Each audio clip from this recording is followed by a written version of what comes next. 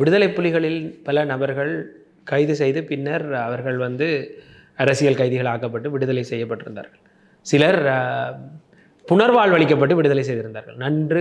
நன்றாக துப்பாக்கி சுடக்கூடியவர்கள், சில பேர் குண்டுகள் தயாரிக்கக்கூடியவர்கள் எல்லாம் விடுதலை செய்யப்பட்டார்கள். ஆனால் கடந்த 15 வருடங்களாக ஏதோ ஒரு விடுதலை புலி உறுப்பினர் ஏதோ ஒரு வன்முறையில் சூட்டுச் சம்பவத்தில் ஈடுபட்டதாக இன்று வரை தெரியவில்லை. ஆனால் யுத்த வெற்றி, மாபெரும் கௌரவமிக்க இராணுவம் என்று போற்றி புகழப்படுகின்ற இராணுவத்தில் இருந்து விலகியவர்கள் அல்லது இருந்து கொண்டே பல குற்றச்செயல்களில் ஈடுபடுபவர்கள் எக்கச்சக்கமாக செய்திகளில் அடிபடுகின்றார்கள். ஆனால் மறுமுனையில் இந்த விடுதலை செய்யப்பட்ட விடுதலை புலி உறுப்பினர்களை அவர்களை நிம்மதியாக வாழ விடாமல் தினம் தினம் பயங்கரவாத தடுப்பு பிரிவில் இருந்து சென்று அவர்கள் என்ன செய்கின்றார்கள், ஏது செய்கின்றார்கள் என்று அவதானித்து கொண்டே இருக்கின்றார்கள். இந்த அவதானிப்பை இங்கேயும் செலுத்த வேண்டிய காலம் இது. ஏனென்றால் மோசமான கொலைகளில் ஈடுபட்டு கொண்டிருக்கின்றார்கள். கொலைகள் நடந்து கொண்டே இருக்கின்றது. எனவே சட்ட ஒழுங்கு இதற்கு முன்னால் சீராக இருந்தது, என்பிபியில் தான் சீராக இல்லை என்று நாங்கள் ஒரு குற்றச்சாட்டை முன்வைக்க முடியாது.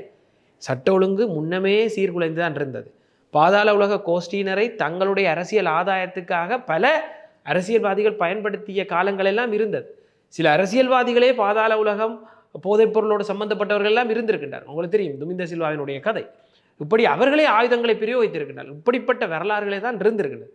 என்பிபி மீது மக்களுக்கு இன்று பாரிய மரியாதை இருக்கின்றது, ஒரு மாற்றத்தை ஏற்படுத்துவதற்கான நம்பிக்கை இருக்கின்றது. எனவே போலீஸாருக்கும் அவர்களுக்கும் இடையிலே ஒரு இடைவெளி இருப்பதாக நான் உணர்கின்றேன். என்பிபியினர் கடைசி வரை இந்த கொலைகளை நிகழ்த்துங்கள் என்று போலீஸுக்கு கூறியிருக்க வாய்ப்பில்லை.